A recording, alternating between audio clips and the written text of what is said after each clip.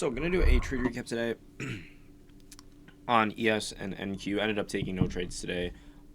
Pretty simple reason for it really today, and that was because we had a US bank holiday today. We had President's Day today, so all major banks, pretty much, I don't know if every bank or it was most banks were closed, and most importantly, it was the major banks that fill those big orders that get big moves that we try to catch.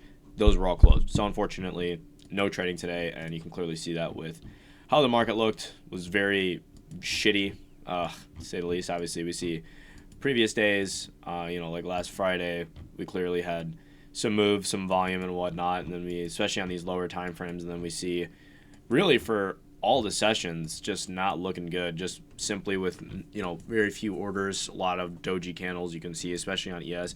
NQ didn't look terrible, but again, NQ had a lot of just no movement today. We did have a good setup, and we still do have a pretty valid setup. So we'll start on the hourly time frame.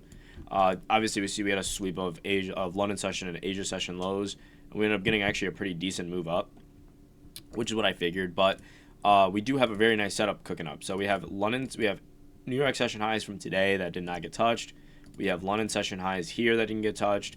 We have Asia session highs here that have not been touched, and most importantly, this super strong draw of liquidity. Oh wait, this is NASDAQ. This is why this doesn't look right here. Let me get rid of all these drawings real quick. So most importantly, on the daily time frame, we have this draw of liquidity that has not quite been touched yet. Obviously, we see it's really close. This is on ES specifically. So ES, we did generate, we have two very strong draws of liquidity. We have New York session highs located right here, and then we also have those daily highs that have not been touched yet. So I'm hoping that tomorrow we open somewhere down here and we kind of just fuck around and then we leave this for New York session or whatever the case may be. But I do really like the setup. And obviously earlier today, before New York session opened, we had Asia session highs that I was looking at here, and then along with, or not these Asia session highs, Friday's Asia session highs I was looking at before all this happened. So if we just forget that this is here. So these highs I was looking at, and then I was also looking at those daily highs as well, which didn't get touched yet. So very nice setup, looking a really, really good seek and destroy profile setting up here, just taking out these draws of liquidity and having a really strong move down. So that's what I'm going to be looking for. Again, NASDAQ is more or less the same way. NASDAQ has a few more draws of liquidity, though, as I was going over it by accident. But we have New York session highs, London session highs, Asia session highs, but it does not have those daily highs. However, having 3 session highs all in a row look really nice, just to take them all out and move down, and then possibly move all the way down to today's lows, I would say is a pretty good setup. So looking for that tomorrow. Tomorrow, news-wise, doesn't look too bad. Tomorrow we have Trump speaking tentative at 9 p.m. So really tomorrow is pretty clear slate news-wise. So really excited for that. Tomorrow is the first day of non-high impact news within market time in 2 weeks. So all of last week was super high impact news. We had CPI, PPI, Powell speaking. Literally Monday, Tuesday were unbearable.